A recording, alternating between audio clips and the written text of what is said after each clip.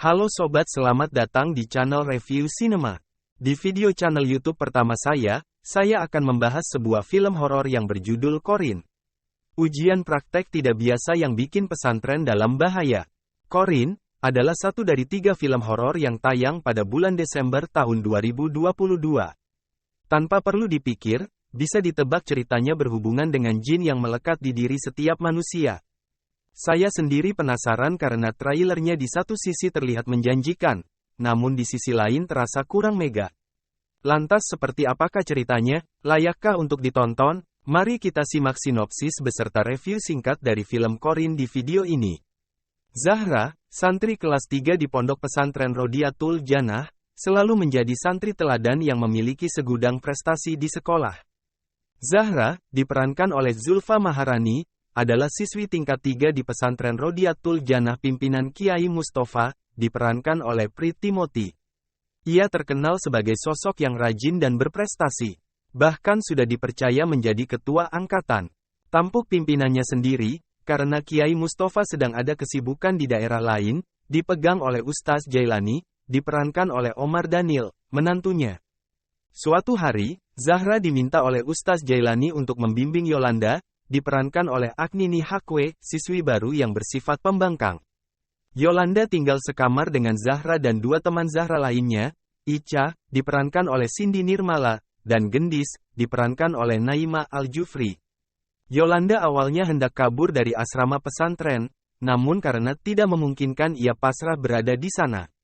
Ustaz Jailani memberikan tugas ujian praktek wajib bagi siswi tingkat 3, yakni ritual untuk membangkitkan jin Corinne. Yolanda curiga ada udang di balik batu. Begitu pula dengan Zahra. Meski demikian, Zahra yang takut terhadap Ustaz Jailani tidak berani menyampaikan pendapatnya untuk menolak tugas tersebut. Belakangan kecurigaan Yolanda terbukti benar.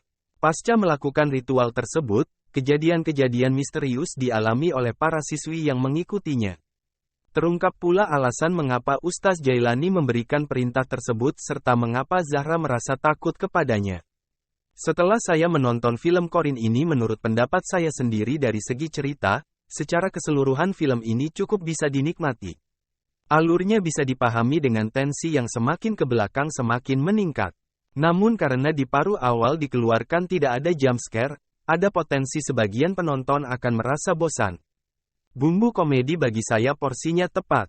Tidak berlebihan namun bisa memancing senyum minimal di wajah. Penggambaran karakternya kuat. Gak usah mikir susah-susah untuk paham sifat masing-masing. Akting para pemerannya juga patut diacungi jempol. Terutama Agnini Hakwe dan Omar Daniel. Begitupun Zulfa Maharani dan Naima Al-Jufri, yang sukses bikin saya emosi dengan karakter yang mereka perankan. Nah, yang agak membingungkan, selama menonton saya merasa seperti ada lubang dalam cerita. Seperti ada bagian-bagian yang terlewat atau dilompati. Entah mengapa, tapi anyway, dari segi horor, Corinne terbilang tidak seram-seram amat. Langsung menakut-nakuti juga hit dan miss. Ini lagi-lagi perasaan saya pribadi. Tapi saya merasa trailernya lebih seram ketimbang filmnya. Yang mengecewakan adalah penggunaan CGI saat Zahra menarik jin Corinne hingga melayang. Malah kelihatan seperti selendang atau kain yang melayang daripada manusia.